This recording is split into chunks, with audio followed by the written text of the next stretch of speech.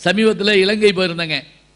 இலங்கைக்கு போய் அங்கே அந்த பல்கலைக்கழகத்தில் பேசிட்டு நம்முடைய தூதரகம் தான் என்னை அழைச்சிருந்தது. அங்கே போயிட்டு கண்டி கதிர்காமம்லாம் போனேன். இந்த கண்டி போகிற போது அந்த ஓட்டுநர் டிரைவர் இருக்கார் பார்த்தீங்களா, என்கிட்ட திடீர்னு ஐயா இப்படி கையெடுத்து கும்பிட்டுக்குங்க அப்படின்னாரு. நான் உடனே முருகன் கோயில் வந்துருச்சாக்கும் அப்படின்னு நினச்சி திரும்பி பார்த்தா ஒன்றும் இல்லை, ஒரு சின்ன கிராமம். என்னையா ஒன்றும் இல்லையே இந்த ஊரில் என்ன கையெடுத்து கும்பிட்டு சொல்லிங்க அப்படின்னு. இல்லையா, நாவலப்பிட்டி என்கின்ற இந்த கிராமத்தில் தான் நம் புரட்சி தலைவர் அவர்கள் பிறந்தார்கள் அப்படின்னு அந்த இடத்த அவர் இலங்கையில் கண்டி என்கின்ற இடத்துல நாவலப்பிட்டி என்கின்ற இடத்துல 1917ஆம் ஆண்டு பாருங்கள் எவ்வளோ அழகாக இருக்குன்னு. பிறந்த நாள் 17, பிறந்த ஆண்டு 1917, ஜனவரி 1, நம்பர் 1 அவர் தான்னு இன்னைக்கு வரைக்கும் நம்ம சொல்கிறது அந்த ஜனவரி 1. அந்த இடத்துல அந்த ஓட்டுநர் எனக்கு சொன்ன உடனே எனக்கு பெருமகிழ்ச்சியாக இருந்தது. அங்கு பிறந்து அவருடைய பேரை சொல்கிறப்ப நம்ம ஊரில் ஒரு வழக்கம் உண்டு, என்ன தெரியுங்களா, ஒருத்தருடைய பேரை சொல்கிறப்ப முதல்ல ஊர் பேர், அப்பா பேர், பிறகு நம்ம பேர், இதுதான் நம்ம வழக்கம். இப்போ உதாரணமாக ஊவே சாமிநாத ஐயர் அப்படின்னா உத்தமதானபுரம் வெங்கட்ராமன் சாமிநாதன். டிஆர் மகாலிங்கம் அப்படி சொன்னால் எங்கள் ஊர் பக்கம் சோழவந்தான் பக்கத்தில் தென்கரைன்னு ஒரு ஊர் இருக்குது, தென்கரை ராமச்சந்திரன் மகாலிங்கம். அது மாதிரி மருதூர் கோபாலமேனன் ராமச்சந்திரன். அந்த மருதூர் கோபாலமேனன் ராமச்சந்திரன் அப்படின்னா அந்த மருதூர் தான் கேரளாவில் புரட்சி தலைவர்களுடைய தந்தையார் பிறந்த ஊர். கோபாலமேனன் அவருடைய அப்பா. சுருக்கமாக எம்ஜிஆர். 3 எழுத்தில் என் மூச்சு இருக்கும், அது முடிந்த பின்னாலும் பேச்சு இருக்கும், உள்ளம் என்றொரு ஊர் இருக்கும், அந்த ஊருக்குள்ளே எனக்கு ஒரு பேர் இருக்கும் சொல்லிட்டு எல்லாரும் எம்ஜிஆர்னு சொல்ல போகிறார் நம்ம நினைப்போம். கடமை, அது கடமை அப்படின்னு அந்த வார்த்தையை அருமையாக சொல்வார். பதவி வரும்போது பணிவு பெற வேண்டும், துணிவு பெற வேண்டும் தோழா, பண்பு குறையாமல் பாசம் குறையாமல் பழகி வர வேண்டும் தோழான்னு அந்த பாட்டு அவர் சொன்னார்னா எம்ஜிஆர் படம் பார்த்து வர்றப்ப நமக்கு ஏற்படுற உற்சாகம் மாதிரி உலகத்தில் உண்டுங்களா சொல்லுங்க பார்ப்போம். இந்தா ஒரு 2 நிமிஷம் போட்டாங்க, அத்தனை பேர் நிமிர்ந்து உட்காந்துக்கிட்டா அப்படியே. அதுலேயும் அந்த குதிரையை அப்படி பிடிச்சிட்டு போய் சாவித்திரி கூட வர்றாங்க, வேட்டைக்காரன் படம், அந்த ஓட்டை ஓடிச்சுங்க. மெட்ராஸில் இங்கே இருக்க பெரியவங்களுக்கெல்லாம் தெரியும். அதில் சொல்கிறாரு பாருங்க, மானம் பெரியதென்று வாழும் மனிதர்களை மான் என்று சொன்னதில்லையா, தன்னை தானும் அறிந்து கொண்டு ஊருக்கு சொல்பவர்கள் தலைவர்கள் ஆவதில்லையா. இன்னைக்கு ஒரு பாட்டை இந்த மாதிரி பாடி சொல்ல முடியுமா? தன்னம்பிக்கையை ஊட்டக்கூடிய வரிகள் கொண்ட பாட்டுங்க. அப்படியான செய்தி. தன்னைத்தானே அவர் எப்படியெல்லாம் வளர்த்து கொண்டாருங்கிறதுக்கான எடுத்துக்காட்டு. அத்தகைய பெருமிகுந்த மனிதர். 10 ஆண்டு காலம் தமிழ்நாட்டில். எனக்கு என்ன பெரிய மகிழ்ச்சி தெரியுங்களா, நான் 3 முதல்வர்கள் கையில் விருது வாங்குகிற வாய்ப்பு எனக்கு கிடைச்சது. அதில் முதல் யார்கிட்ட நான் வாங்கினேன்னா புரட்சி தலைவர் எம்ஜிஆர் அவர்கள்ட்ட அந்த விருதை நான் வாங்குகிற வாய்ப்பு கிடைச்சது. இந்த கைதட்டின 15 பேருக்கு நன்றி. எம்ஜிஆர்கிட்ட பரிசு வாங்கியிருக்கீங்கன்னா சத்தம் போட்டு கைதட்ட வேணாமா? சரி இருக்கட்டும், பரவாயில்ல, கொஞ்சம் சொக்குதுன்னு நினைக்கிறேன். சாப்பாடு நல்ல சாப்பாடு போட்டுக்காக. இல்லை அப்பப்போ கைதட்டுங்க, அது நல்லது. உடம்புக்கு நல்லது, மனசுக்கு நல்லது, எங்களுக்கு நல்லது, அது முக்கியமாக. 1984ஆவது ஆண்டு சென்னையில் வள்ளுவர் கோட்டத்தில் பொங்கல் திருநாளை முன்னிட்டு அகவை முதிர்ந்த தமிழறிஞர்களுக்கான விருது எங்கள் தந்தையார் கிடைக்க வேண்டியது. எங்கள் தந்தையார் இல்லை, என்னை போய் வாங்க சொல்லிட்டாங்க. நான் போயிருந்தேன். வந்திருந்தவங்களுக்கு பூரா வயசு 80-90. நான் ஒருத்தன் தான் அதில் சின்ன பையனாக போகிறேன். என்னை பார்த்த உடனே எம்ஜிஆர் என்ன பண்ணார், நான் இப்படி பார்த்துக்கிட்டே இருந்தேன். ஏன்னா எத்தனை படத்தில் பார்த்துருப்போம், அதுவும் கிராமத்தில் மண்ணை குமிச்சு மல்லாக்கப்படுத்து படம் பார்த்தவே நான்லாம். டூரிங் தேட்டர் இருக்குல்ல, பார்த்துருக்கீங்களா? மண்ணை குமிச்சிருவாங்க. பின்னாடி இருந்து ஏய் கொஞ்சம் இறங்கி உட்காரியான்னா உட்கார மாட்டான். அதுக்கு என்ன செய்வாங்க தெரியுமா, கொஞ்சம் கொஞ்சமாக அந்த மண்ணை இழுப்பாங்க, அவன் பழைய வழி தரைக்கு வந்துடுவான். அப்படி படம் பார்த்த ஆள் நான். ஆன்னு பார்த்துட்டு இருக்கேன் எம்ஜிஆரை. அவர் என்ன பண்ணார் தெரியுமா, இப்படி கையை பிடிச்சி ஒரு சுண்டுங்க, ஃபோட்டோ எடுத்துக்கலையா அப்படின்னாரு. என்ன ஆச்சரியங்க, என்ன அவரோட ஃபோட்டோ எடுக்க ஊரே நிற்கிது. அவர் என்னை கேட்குறாரு, பார்த்துக்கிட்டே போனால் என்ன அர்த்தம், ஃபோட்டோ எடுத்துக்கோ அப்படின்னாரு. அவரோடு எடுத்த ஃபோட்டோ இருக்கு பாருங்க. இன்றைக்கும் நான் உலகம் முழுவதும் போகிறப்ப அந்த ஃபோட்டோவை காட்டினா அத்தனை வியப்போடு பார்க்குறாங்க. எனக்கு இது கூட பெரிய ஆச்சரியம் இல்லை. இந்த ஃபோட்டோவை எங்கள் ஊரில் எங்கள் வீட்டில் மாட்டிருப்பேன். நான் சோழ வந்தான்ல மத்தியானம் சத்துணவு வாங்குறதுக்காக பிள்ளைகள் போகும் இல்லையா, அந்த பிள்ளைய போகிறாங்க சாப்பாடை தலையில் வச்சுக்கிட்டு சாப்பிட்டுக்கிட்டே எங்கள் வீட்டுக்கிட்ட வந்து இப்படி இப்படி வச்சுக்கிட்டு ஒரு சல்யூட் அடிக்குங்க. யாருக்கு? எம்ஜிஆருக்கு சல்யூட் அடிக்குங்க. இந்த மாதிரி அந்த எம்ஜிஆர் போட்டா இருக்குமே அந்த வீடா அப்படின்னு கேட்பாங்க எங்கள் வீட்டை. இது கூட பரவாயில்ல, இவ்வளோ கஷ்டப்பட்டு எம்ஜிஆர்கிட்ட நான் பரிசு வாங்கியிருக்கேனா. என் கூட வந்த ஒரு ஆள் கேட்டார், இந்த மாதிரி எடுக்க எவ்வளோ செலவாகும் அப்படின்னாரு. அந்த ஆள் என்ன நினச்சிருக்காரு, இந்த கட் அவுட்டோட போட்டோ எடுப்பாங்கல்ல அது மாதிரி எடுத்துருக்கான்னு நினச்சி அட போயா அப்படின்ட்டு. நான் இதை எதுக்கு சொல்கிறேன் அப்படின்னா, இந்த மாதிரியான ஒரு சிறு விஷயத்தை கூட விடாமல் எனக்கு அது சரித்திரம், அவருக்கு ஒன்றும் பெரிய விஷயம் இல்லை, அப்படி ஒரு சுண்டி இழுத்து ஃபோட்டோ எடுத்துகிட்டு போங்கன்னு சொன்னார் பாருங்க. அந்த வார்த்தை எனக்கு இன்றைக்கி மனசில் நிற்குதுங்க. அதோடு மட்டும் இல்லை, எப்படி பேசினாரோ, வார்த்தையும் வாழ்க்கையும் ஒன்றாக இருக்கிற மனிதர்கள் தாங்க சரித்திரத்தில் இடம்பெறுவார்கள். ஞாபகம் வச்சுக்கோங்க, வார்த்தையும் வாழ்க்கையும். தர்மம் தலையாகும்னு ஒரு படம், அதில் டாக்டராக வருவார். ஒருத்தர் வந்தோடனே இப்படி உடம்பு சரியில்லை அப்படின்னோடனே அவருக்கு மருந்தெல்லாம் கொடுத்துட்டு, ஒரு நிமிஷம் இங்கே வா, வேலைக்கு போனியா அப்படின்னு கேட்பார். இல்லையா வேலைக்கு போகல, 2 நாள் உடம்பு முடியலை. சரி இப்போ நீ சாப்பிட்ருக்க மாட்டேன் சொல்லிவிட்டு உடனே என்ன செய்வார் தெரியுங்களா, தான் பையிலேருந்து பணத்தை எடுத்து அந்த தொழிலாளி கையில் கொடுத்துட்டு மருந்தை ஃப்ரீயாக வாங்கிக்கோ, இந்த பணத்தில் பிள்ளைகளுக்கு சாப்பாடு வாங்கி போடு என்ற அந்த சொல்லுகிற அந்த வார்த்தை இருக்குது பார்த்தீங்களா. இது சினிமா, நீ யாருக்கு சொன்னா சொல்லுங்க பார்க்கலாம், இது சினிமாவா? அதோடு மட்டும் இல்லைங்க, இப்படி பட்டு சட்டையை மடித்து விட்டுருப்பாராம். அந்த ஒவ்வொரு மடிப்புலையுமே 10 ரூபா நோட்டு, 50 ரூபா நோட்டு, 50 ரூபா இல்லை இப்போ 100 ரூபா நோட்டு எல்லாம் இருக்குமா. என்ன பண்ணுவாரா, ஷூட்டிங் முடிச்சுட்டு வர்றப்ப யார் பார்த்தாலும் சரி சாப்பிட்டியா கேட்டுட்டு அந்த மடிப்பை எடுத்தாருன்னா அதில் ஒரு ரூபாய் எடுத்து அவர்கிட்ட கொடுப்பாராம். ஒரு படம் பிரமாதமாக ஷூட்டிங் போயிட்டுருக்கு, பெரிய செட்டிங்ஸு எல்லாம் போட்டு எடுத்தாச்சு. எடுத்துகிட்டு பாட்டு முடித்து வெளியே போகிறாரு. அப்போ அந்த தொழிலாளர்கள்லாம் ஒடியாந்து, அண்ணே இன்னையோட ஷூட்டிங் முடியுதுண்ணே, நாளைக்கு வேலை இல்லைண்ணே, பிள்ளைகளுக்கு சாப்பாட்டுக்கு வழி இல்லைண்ணே அப்படின்னாங்களாம். அப்படியா அப்படின்ட்டு உள்ளே திரும்பினாராம். அந்த ப்ரொடியூசரை கூப்பிட்டு, இந்த பாட்டை நம்ம எடுத்தோம் இல்லையா, இது இன்னும் கொஞ்சம் நல்லா எடுப்போமா வேறு மாதிரி அப்படின்னு இருக்காரு. தயாரிப்பாளருக்கு சந்தோஷம் தாங்க முடியல, இவருக்கு ஆல் சீட் கிடைக்கிறதே கஷ்டம், நல்லா எடுப்போமா, சூப்பராக அடிச்சு விடுவோம். அப்போ என்ன செய்யலாம், இந்த செட்டை கொஞ்சம் லேசாக மாற்றி அமைங்கன்னொன்னே மாற்றி அமைச்சு எவ்வளோ நாளில் எடுக்கலாம், 25 நாளில் எடுக்கலாம் அப்படின்னு இருக்காரு. 25 நாள் உடனே எடுத்துருக்கேன் அப்படின்ட்டோடனே எம்ஜிஆர் லேசாக திரும்பி அந்த பக்கம் பார்த்து, சரியா அப்படின்னாராம். இப்படி கும்பிட்டாங்களாங்க. அந்த பாட்டு எதுவாக இருந்து போதுங்க, நமக்கு என்னங்க. ஆனால் அந்த 25 வீட்டில் விளக்கறியணும் அந்த மனுஷன் நினச்சார் பார்த்தீங்களா, அந்த கொடையுள்ளந்தாங்க இன்றைக்கு நம்மளை அவரை பேச வச்சுக்கிட்டு இருக்கு. அது மட்டும் இல்லை, அவர் பழகிய நண்பர்கள், அவர் பார்த்த மனிதர்கள் இந்த போடுறாங்க பாருங்க. சக்கரவர்த்தி திருமகன்கிற படத்தில் பாட்டு போடுறப்ப அவர் சொல்கிற வார்த்தை நாடோடி மன்னன், அதுதான் அநேகமாக அரசியல் பிரகடனம்ங்கிற ஒரு வார்த்தை. அதில் சொன்ன உடனே குடிசைகள் அப்படின்னு கேட்ட உடனே தேவையில்லாத காலத்தால் கொளுத்தப்படும் அப்படிம்பார் ஒரு வார்த்தை. ஏழைகளுக்கு நிலம் பகிர்ந்தளிக்கப்படும் சொன்ன உடனே கீழே இருந்து நம்பியார், என்ன அநியாயம் அப்படிப்பாரு. அதாவது கொள்ள பேர் என்னென்ன சொல்கிறாங்க அப்படிங்கிறத பார்க்குறதுக்காக. இந்த படத்தோட வசனம் யார் தெரியுங்களா, கண்ணதாசன், ரவீந்திரன் 2 பேர். இன்றைக்கி நீங்கள் அந்த படத்தை பார்த்தீங்கன்னாலும் அவ்வளோ சந்தோஷமாக இருக்கும், அவ்வளோ மகிழ்ச்சியாக இருக்கும். காதல் காட்சியில் நடிக்கிறப்ப எம்ஜிஆர் அவர்கள் மாதிரியான அந்த முகத்தோற்றம் வேறு யாருக்குமே வராதுங்க. மலைக்கல்லன்னு ஒரு படம் இப்போ போட்டாங்க பாருங்க.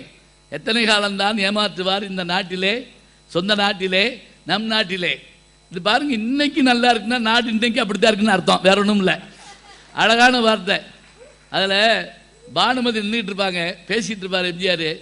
பேசிக்கிட்டே இருக்கப்ப திடீர்னு வரட்டுமா அப்படிம்பாரு. உடனே அவங்களுக்கு முகம் ஆடி போகும், ஏன்னா காதலம் பிரிய போகிறாரு நினச்சி. வரட்டுமா அப்படின்னொடனே எங்கே அப்படிம்பாங்க, உன் அருகில் அப்படிம்பாரு. வரட்டுமான்னு அவர் என்ன டெல்லிக்கா போக போகிறாரு?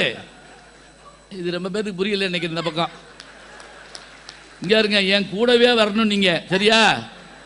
படம் பார்க்குறப்ப மல்லாக்கு போட்டு தூங்கிடக்கூடாது. இந்த சில பேர் இடவேளையை போய் எழுப்பி விடு அப்படிம்பாங்க, அந்த மாதிரிலாம் செய்யக்கூடாது. ரொம்ப சந்தோஷமாக உட்காந்து நமக்கு பிடிச்சவரை பற்றி பேசுகிறோம். யோசிச்சு பாருங்கள், நம்ம வேறு ஏதாவது பேசுகிறோமா? இதில் எம்ஜிஆர் ரசிகர் இல்லாத ஆள் யாராவது இருப்பீங்களா சொல்லுங்க பார்க்கலாம். பாட்டில், வசனத்தில், சண்டையில் காட்சி, அந்த சண்டை போடுற காட்சி இருக்கு பாருங்க. அதுவும் இந்த நீரும் நெருப்புன்னு ஒரு படம். அந்த படத்தில் ஆனந்தன் ஒரு நடிகருங்க. அந்த காலத்தில் ஆனந்தனுடைய படத்தில் கத்தி சண்டைக்குன்னு அவர் தனியாக சொல்லுவாங்க. கத்தி சண்டைன்னா ஆனந்தம் அருமையாக போடுவார். தெய்வ திருமணம்னு அந்த படம் வந்தது. அவர் என்ன பண்ணுவார் தெரியுங்களா? அவர் வந்தவொடனே இப்படி கத்தி எடுப்பார்ல, எம்ஜிஆர் சிரிச்சுக்கிட்டே இந்த வலது கையில் இருக்கக்கூடிய கத்தியை இடது கையில் மாற்றுவாருங்க. அப்படின்னா என்ன தெரியுமா? உனக்கெல்லாம் வலது கையாடா, இடது கை போடும்டா. இதை அந்த படம் பார்க்குறப்ப, அதை பார்த்துக்கிட்டு இருக்கப்ப இப்படி சொல்லி சொல்லி மகிழனுங்க. இன்னொரு படம் இது சொல்கிற பாருங்களேன், மென்மையாக ரசிக்கணும். கள்ளப்பருப்பு தின்னுக்கிட்டு பக்கோடை தின்னுக்கிட்டுலாம் படம் பார்க்கக்கூடாது. படம் பார்க்குறப்ப அப்படியே படத்தோடு ஒன்றிடணும். நீ ஒரு குழந்தை, நான் ஒரு குழந்தை, ஒருவர் மடியிலே ஒருவர் அடி அப்படின்னு ஒரு பாட்டு படகோட்டி படத்தில் வரும். அந்த பாட்டில் ஒரு குளம், அந்த குளத்தில் நிறைய தாமரை பூவாக இருக்கும், அதில் தாமரை இலை இருக்கும். முதல்ல பாடிக்கிட்டே கதாநாயகி சரோஜ் தேவி ஒவ்வொரு தாமரை இலையாக தாண்டி போயிடுவாங்க. எம்ஜிஆர் பின்னாடியே வந்து தாமரை இலையில் காலை வைப்பார்ல, படக்குன்னு காலை உள்ளே போயிடும். என்ன அர்த்தம் தெரியுதா? அந்த அம்மா மென்மையானதான், இவர் வலிமையானவரான், இவரை அந்த பூ தாங்காதான். இதை எத்தனை பேர் பார்த்துக்க சொல்லுங்க பார்ப்போம். அந்த படம் எங்கள் ஊருக்கு வரல அப்படிலாம் சொல்லக்கூடாது. சந்தோஷமாக உட்காந்து படம் பார்க்குற மகிழ்ச்சி மாதிரி. படம் மட்டும் இல்லைங்க, அவருடைய அரசியல் வாழ்க்கையை யோசிச்சு பாருங்க. நான் படித்தது எங்கே? மதுரை காமராசர் பல்கலைக்கழகத்தில் படித்தேன். அது வரைக்கும் மதுரை பல்கலைக்கழகம் தாங்க அதுக்கு பேர் இருந்துச்சு. அந்த மதுரை பல்கலைக்கழகத்துக்கு மதுரை காமராசருடைய பெயரை சுட்ட வேண்டும் என்று சொல்லி காமராசர் பல்கலைக்கழகம் என்று சூட்டிய பெருமை எம்ஜிஆர் அவர்களுக்கு தானங்க உண்டு. கல்வியா கொடுக்கணும். ஒரு பேட்டியில் கேட்குறாங்க, எப்படி எத்தனை அவர் காலத்தில் 5க்கும் மேற்பட்ட பல்கலைக்கழகங்கள் உருவாக்குறாரு. இவ்வளோ பல்கலைக்கழகங்களை உருவாக்குறீங்களே என்ன விஷயம்னு கேட்குறாங்க. அவர் சொல்கிறாரு, இலங்கையிலிருந்து வந்து கும்பகோணத்தில் தங்கியிருக்காங்க. இன்னைக்கு எம்ஜிஆர் 3வது வரைக்கும் படித்த பள்ளிக்கூடம் அங்கே இருக்குது தெரியுமா உங்களுக்கு? எப்பயாவது போனீங்கன்னா பார்த்துட்டு வாங்க. அங்கே சாப்பாட்டுக்கு கஷ்டமான நேரம். 3ஆம் கிளாஸ் பள்ளிக்கூடத்துலேருந்து ஒரு நாள் அண்ணனையும் அவரையும் கூப்பிட்டு வெளியே வர்றாங்க. கூப்பிட்டு வந்து எங்கே போகிறோம்னு கேட்குறாரு இவர். நாடகத்தில் நடிக்கிறதுக்கு உங்களை சேர்த்து விட போகிறோம். ஏன்? அங்கே சாப்பாடு போடுவாங்க. அந்த அம்மா யார்? எம்ஜிஆர் அவர்களுடைய அம்மா. என்ன நினைக்குது தெரியுங்களா? படிப்பை கூட பின்னாடி வாங்கிக்கலாம், பிள்ளை உயிரோடு இருக்க வேண்டாமா, அதுங்களுக்கு சாப்பாடு வேண்டாமா, அதனால் பிள்ளைகளை கொண்டு போய் நாடகத்தில் சேர்த்து விடணும்னு சொல்லி கண்ணை தொடச்சிக்கிறாங்க. இவர் அதே வார்த்தையை சொல்லி, எனக்கு கிடைக்காத கல்வி இந்த உலகத்தில் அத்தனை பேருக்கும் கிடைக்க வேண்டும் என்ற எண்ணத்தினால்தான் பல்கலைக்கழகங்களை நான் உருவாக்கி காட்டினேன். எப்படி ஆச்சரியம்! அதான உண்மை. நம்ம என்ன செய்வோம்? எனக்கு கிடைக்காத எவனும் கிடைக்க விட மாட்டேன் அப்படி தானே சொல்லுவான். அப்படி இல்லைங்க, சந்தோஷமாக உட்காந்து பார்க்குறது. அதுவும் நம்ம மாதிரி சினிமா பார்க்குறப்ப நீங்கள் அவருடைய அருமையான சட்டங்களில் ஒன்று எழுந்துறீங்களா? நான் ரொம்ப ஈஸியாக சொல்கிறேன், இன்றைக்கி இருக்கிற தலைமுறைக்கு தெரியாதுங்க. சைக்கிளில் டபுள்ஸ் போனால் பிடிச்சிக்கிடுவாங்க தெரியுமா? போலீஸ் பிடிக்கும். அந்த காலத்தில் சைக்கிளில் டபுள்ஸ் போனால் பிடிச்சிருவாங்க. எம்ஜிஆர் ஆட்சிக்கு வந்த உடனே எத்தனையோ அரிய சட்டங்கள் போட்டாருங்க. அதில் முதல்ல என்ன செஞ்சார் தெரியுங்களா? டபுள்ஸ் போனால் பிடிக்காத, அந்த சட்டத்தை முதல்ல எடு. அவன் 2 பேர் வந்துட்டு போகிறான், 2 பேர் வந்து சந்தோஷமாக 4 இடத்துக்கு போயிட்டு வந்தான்னா நல்லது தானே. ஆஸ்பத்திரிக்கு போவேன், பள்ளிக்கூடத்துக்கு போவேன், ஏன் சினிமாவுக்கு கூட வருவேன். யோசிச்சு பாருங்க. நாங்கள் ஒரு தடவை ட்ரிபிள்ஸ் போகிறவங்க போய் போலீஸ்காரர் மூலம் மோதிட்டோம். நாங்கள் 3 பேர். நான் தான் ஓடிட்டு போனேன். ஓடிட்டு போய் முன்னாடி ஒருத்தர் உட்காந்து பின்னாடி ஒருத்தர் உட்காந்து நேராக அவர் மேலே போய் மோதி, அவர் நாங்களுக்கு கீழே வந்து திரும்பி பார்த்தா 2 பேர்லையும் நான் ஓடிப்பிட்டாங்க. என்னை தான் பிடிச்சி போனாங்க. இருக்கட்டும், இது எதுக்கு சொல்கிறேன் தெரியுங்களா? அப்படி அந்த சைக்கிள் எடுத்து ஊர் ஊராக போய் படம் பார்க்குற ஏற்படுற சந்தோஷம், ஒரு வீரம் இருக்கணுங்க. இப்போ தாய்க்கு பின்தாரமா அதில் மாடு அணைவார், ரேக்லா ரேஸா ஒடியாருவார், அதே மாதிரி கம்பு சுத்தணுமா சுற்றுவார். பாட்டு பாடுறப்ப ஏற்றம்னா ஏற்றம், அதில் அடங்கி இருக்குது முன்னேற்றம் அப்படிம்பார். பட்டுக்கோட்டை பாட்டை வச்சு எம்ஜிஆர் பற்றி பேசுகிறேன். எவ்வளோ சுறுசுறுப்பாக இருக்கணுங்க. அவர் வர்றப்பே அந்த ஆலமரம் இருக்கோ இல்லையோ ஒரு விழுதில் வருவார், பார்த்துருக்கீங்களா? வந்த உடனே காப்பாற்றுவார். காப்பாற்றின உடனே அவங்க சொல்லுவாங்க நன்றியும்பாங்க. என் கடமையை தான் செஞ்சேன் பிடிப்பார். அவர் வர்ற போதே நமக்கு என்ன மகிழ்ச்சி! யார் இருக்கிறார்கள், யார் இருக்கிறார்கள், நான் இருக்கிறேன் அப்படிம்பார்.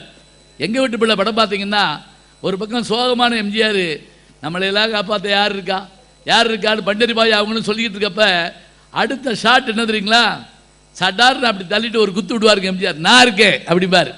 படம் பார்த்துட்டு இருக்கேன், எங்கே விட்டு பிள்ளை மாதிரி ஓடின ஓட்ட வேறு எதுவுமே கிடையாதுங்க. அதுலேயும் அந்த சாட்டையை கையில் வச்சு கருப்பு சட்டை, வெள்ளை பேண்ட்டு, சிவப்பு கலரில் ஷூ. இப்போ நீங்கள் திருப்பி பாருங்களேன், ஒரு தவறு செய்தால் அதை தெரிந்து செய்தால் அவன் தேவன் என்றாலும் விட மாட்டேன், உடன் உழைக்க சொல்வேன், அதில் பிழைக்க சொல்வேன், அவன் உரிமை பொருள்களை தொடமாட்டேன்.